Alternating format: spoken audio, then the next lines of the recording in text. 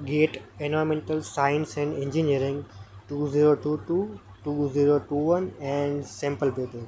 ये जो 3 पेपर है उनका एनालिसिस इस वीडियो में करेंगे। तो देखते पहले तो ये कि एनालिसिस करना why it is important. So analysis करना इम्पोर्टेंट, फॉर एग्जांपल आपको कुछ आइडिया ही नहीं है पिछले ईयर में कौन सा सब्जेक्ट में कितने मार्क्स का कितना वेटेज है, कौन से सब्जेक्ट का कितना वेटेज आपको पता ही नहीं है। तो फॉर एग्जांपल आपने ये ईएमबी सब्जेक्ट स्टार्ट कर लिया है और आप 1 हफ्ता 2 हफ्ता 3 हफ्ता लगा दिए सिर्फ ईएमबी में, तो इसका क्या इम्पेक्ट पड़ेगा। आपने एफर्ट ज़्यादा ईएमबी में डाल दिया, लेकिन एक्चुअली एग्ज़ाम में ये सिर्फ 8 मार्क्स का आया था प्रीवियस ईयर में। सो हो सकता है अगली बार सिर्फ 7-8 मार्क्स का आए, और आपके ये जो मेन इंपॉर्टेंट जैसे मैथ्स, एफटी, ये वेस्ट वाटर हो गया, ये जो हैवी वेटेज सब्जेक्ट है एयर पोल्यूशन, ये आपने ये आपका सब्जेक्ट बाकी रह गए तो आपका लॉस जाएगा। सो सिलेबस एनालिसिस करना बहुत इम्पोर्टेंट है, क्योंकि फॉर एग्ज़ाम्पल ये जो मैं आपको एनालिसिस करके बताऊंगा कि कौन से सब्जेक्ट को आपको प्रायोरिटी देनी चाहिए और कौन से सब्जेक्ट को आपको प्रायोरिटी नहीं देनी चाहिए, मतलब आपको उसको एंड में करना चाहिए। क्योंकि मैंने अपने प्रिपरेशन में इतनी मिस्टेक्स तो नहीं की थी, लेकिन वो मैं आपको बताऊंगा कि मैं आपको क्या सजेस्ट करूंगा मेरे एक्सपीरियंस से। जैसे मैंने अपने पिछले वीडियो में बताया कि मैंने मेरे प्रिपरेशन स्ट्रेटजी क्या थी और कैसे मैंने AIR 88 सिक्योर किया गेट ES में। तो पहले एनालिसिस देख लेते हैं कि कौन से ईयर में। देखिए, ये जो 2022 का पेपर है उसमें मैंने क्वेश्चन नंबर भी आपको दे दिया, मतलब ये मैथ्स में इतने ये जो क्वेश्चन नंबर है वो सब मैथ्स का क्वेश्चन है। सपोज़ आप प्रिपरेशन आपने स्टार्ट कर दी है, तो आप वेस्ट वाटर सब्जेक्ट कर रहे हैं, तो आप एक बार वेस्ट वाटर फिनिश कर लिया, फिर क्वेश्चन पेपर उठाएंगे और उसमें से जो ये मैंने क्वेश्चन नंबर यहाँ पे नोट किए हैं उन क्वेश्चन को आप सॉल्व कर लेना, ठीक है। ये क्वेश्चन नंबर, ये आपको आसानी होगी क्वेश्चन फाइंड करने में, ठीक है। ये मार्क्स, ये सब आप देख लेना। अब प्रीवियस ईयर का ट्रेंड क्या है ये हम एक बार देख लेते हैं। ये आप देख लेना क्वेश्चन नंबर, और ये सब ये 2021 का है और ये सैम्पल पेपर है, ओके। तो अब ट्रेंड देखते हैं कि कौन से सब्जेक्ट है ज़्यादा वेटेज वाले हैं और कौन से सब्जेक्ट कम वेटेज वाला है, ओके। ये जो ये ब्लू वाला है वो सैम्पल पेपर, और इसके बाद 2021 येलो वाला, और ग्रीन है 2022 का, okay. So first high weightage subject is your general aptitude. Guys, general aptitude बहुत ही इजी आता है। एनवायरमेंटल स्पेसिफिकली एनवायरमेंटल साइंस में बहुत ज़्यादा इजी आता है। इस बार थोड़ा सा लेंथी था क्वेश्चन और सब, लेकिन टफ नहीं कह सकते, जनरल एप्टीट्यूड इजी आता है। और ओवरऑल देखा जाए तो जनरल एप्टीट्यूड इजी होता है, स्कोरिंग सब्जेक्ट है जनरल एप्टीट्यूड, और 15 मार्क्स का आता है। इंग्लिश को छोड़ दे तो 10-12 मार्क्स का एप्टीट्यूड तो आ ही जाता है। तो ये स्कोरिंग सब्जेक्ट है, तो आपको जनरल एप्टीट्यूड को छोड़ना नहीं है, उसको आपको करना ही करना है, ठीक है। 15 मार्क्स वहाँ से सिक्योर, क्योंकि 15 मार्क्स वो तो फिक्स ही है। और मैथ्स का मैं वेटेज भी फिक्स है 13 मार्क्स का, लेकिन 2021 में पता नहीं 1 मार्क्स थोड़ा बढ़ गया, ज़्यादा आ गया था, 14 मार्क्स का आ गया था। और ये 10 मार्क्स सैम्पल पेपर। अब सैम्पल पेपर में तो मतलब वो सैम्पल पेपर है, उस एग्ज़ाम तो था नहीं, इसलिए वेटेज थोड़ा बहुत ऐसा होता है। इसलिए हम मेन फोकस जो करेंगे वो 2021 एंड 2022 येलो एंड ग्रीन जो बार्स दिख रहे हैं उन पे फोकस करेंगे, ठीक है। तो मैथ्स भी स्कोरिंग सब्जेक्ट है, 13 मार्क्स का आएगा नेक्स्ट ईयर भी। सो मैथ्स आपको करना ही है, वो आप प्रायोरिटी वाइज देखिए, जनरल एप्टीट्यूड, मैथ्स, ये भी आपको प्रायोरिटी देनी है, मैथ्स को भी 13 मार्क्स आएगा। और अगर कंपेरेटिवली बात करूँ इलेक्ट्रॉनिक्स, EC, कंप्यूटर साइंस और मैकेनिकल, इन सब की कंपैरिजन में जो मैथ्स एनवायरमेंटल साइंस का आता है वो कंपैरेटिवली ईजी आता है और हमारा सिलेबस भी कम है उनकी कंपैरिजन में। सो maths is a scoring subject, ठीक है। मैथ्स हो गया। और एनवायरमेंटल केमिस्ट्री, देखिए ये सिर्फ 8 मार्क्स का आया है, लेकिन मैं इसको प्रायोरिटी नहीं देना चाहता, क्योंकि मैंने एनवायरमेंटल केमिस्ट्री मैंने पिछले ईयर एनवायरमेंटल केमिस्ट्री बहुत अच्छे से किया था। लेकिन क्या होता है, गेट एनवायरमेंटल साइंस का न्यू पेपर है।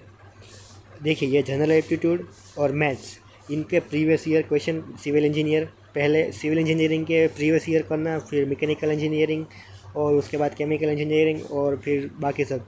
ऐसे आपको टाइम है तो आप और भी PYQs कर सकते हैं। इसमें PYQs अवेलेबल है, इसलिए जनरल एप्टीट्यूड एंड मैथ्स में क्या हुआ, मेरे से मैक्सिमम क्वेश्चन बन गए, कोई दिक्कत नहीं I general aptitude and maths में। लेकिन एनवायरमेंटल केमिस्ट्री मैंने अच्छे से किया था, एफर्ट्स डाले थे, लेकिन फिर भी एनवायरमेंटल केमिस्ट्री के कितने शायद 2-3 मार्क्स के क्वेश्चन ही बने मेरे से।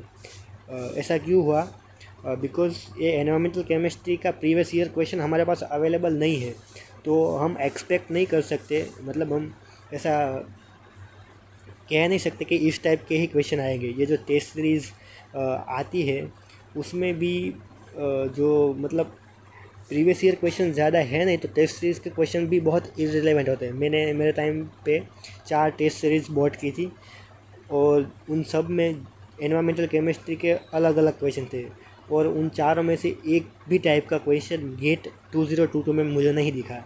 सो टेस्ट सीरीज़ भी रिलेवेंट नहीं रहती है ये नया सब्जेक्ट को हम देखें तो।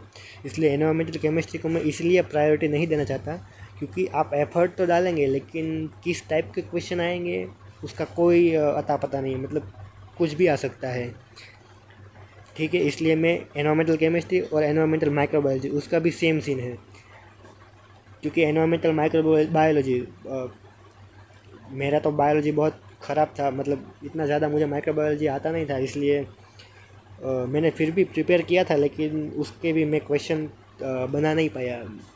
थोड़े बहुत बन गए लेकिन सब बना नहीं पाया, तो इसको भी मैं प्रायोरिटी नहीं देना चाहता था, क्योंकि इसके प्रीवियस ईयर क्वेश्चन इसके भी अवेलेबल नहीं है दूसरी किसी ब्रांच में।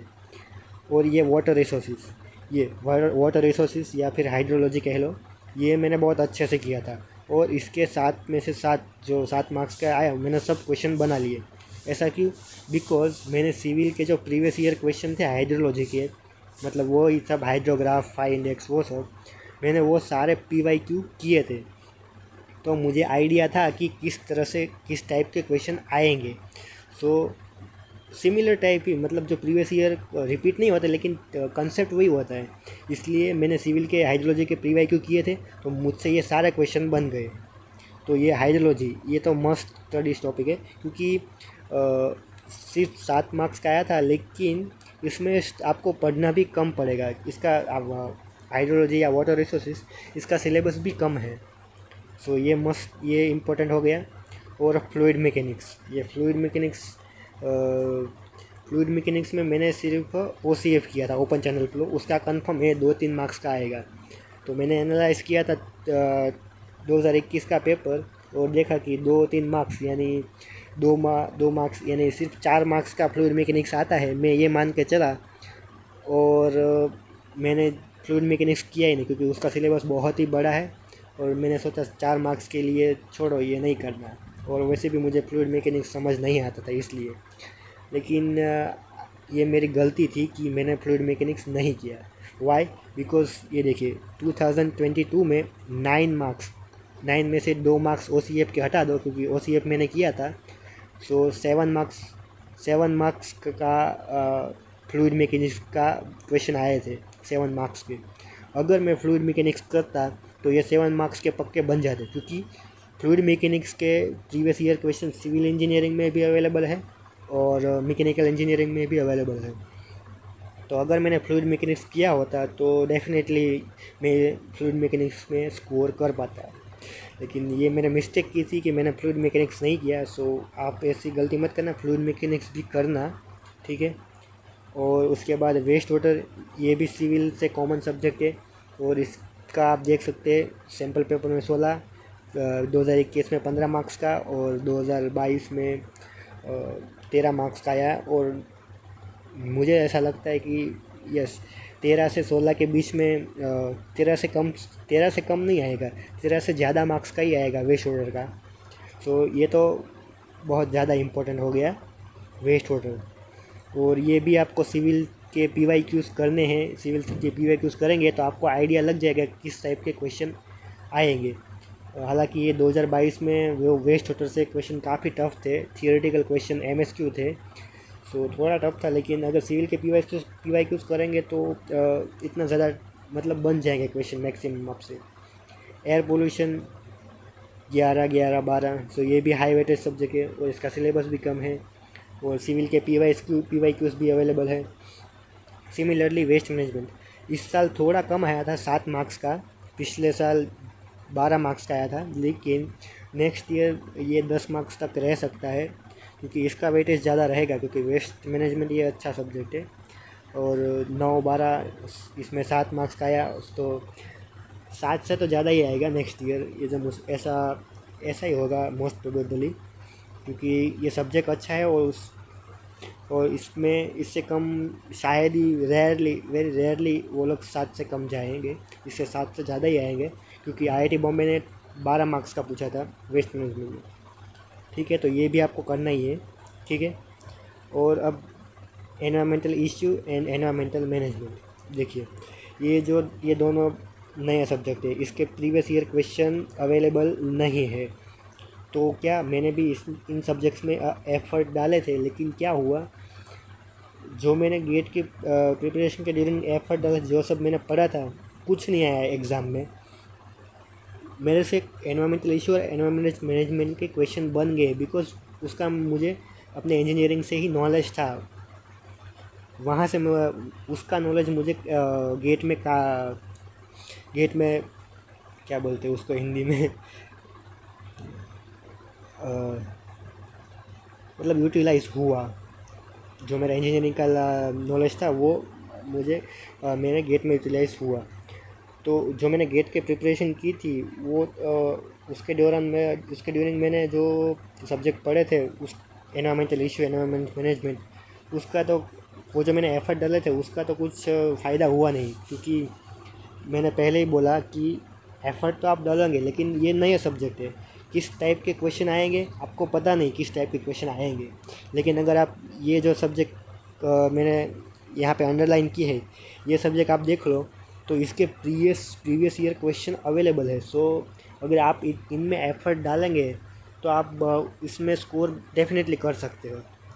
इसमें रिस्क नहीं है, लेकिन ये नए सब्जेक्ट है, उसमें रिस्क है। आप आइडिया ही नहीं लगा सकते कि कैसे क्वेश्चन आ सकते हैं।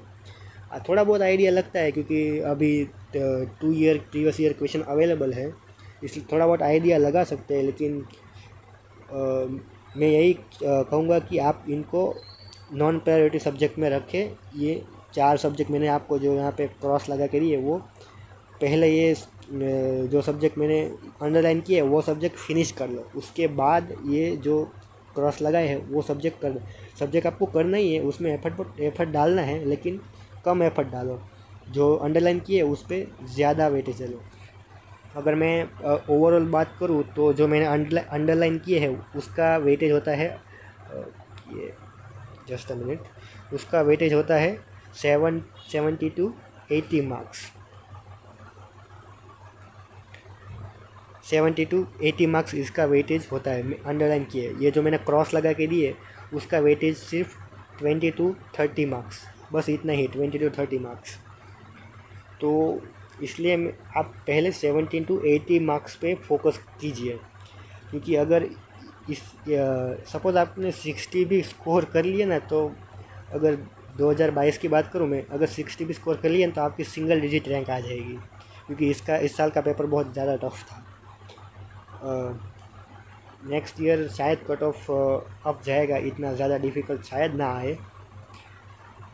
लेकिन मैंने ये जो आपको एनालिसिस करके बताया 70 to 80 मार्क्स, आप इन पे फोकस करिए, क्योंकि और हाँ, मैंने जो ये क्वेश्चन नंबर वो सब दिए हैं आपको ऊपर, ये मेरा जो 2022 का पेपर था और मेरे पास जो 2021 का पेपर था उसके क्वेश्चन नंबर है, इसलिए मैं आपको इस PDF की लिंक, इस फोल्डर की लिंक ही आपको डिस्क्रिप्शन में प्रोवाइड कर दूंगा, जिससे कि आपको क्वेश्चन पेपर, उसके आंसर की, वो सब आपको वहीं से मिल जाए। तो इसकी लिंक मैं आपको डिस्क्रिप्शन में दे दूंगा, सो आप एक बार ये पूरा चेक कर लेना है, एनालिसिस कर लेना है। और मैं आपको यही बोलूँगा कि आप हार्ड वर्क करो, लेकिन डायरेक्शन आपकी राइट होनी चाहिए। अगर आप रॉन्ग डायरेक्शन में जा रहे हो तो उसका आपको रिज़ल्ट नहीं मिलेगा। So you have to work hard, but please keep your direction right.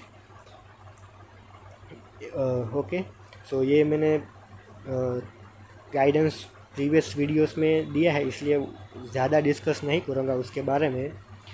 और एक और पॉइंट है कि मेरी फ्रेंड ने बताया था कि मैं थोड़ा रुक रुक के बोलता हूँ तो स्टूडेंट को ऐसा लग सकता है कि मुझे कुछ ज़्यादा नॉलेज या आइडिया नहीं है।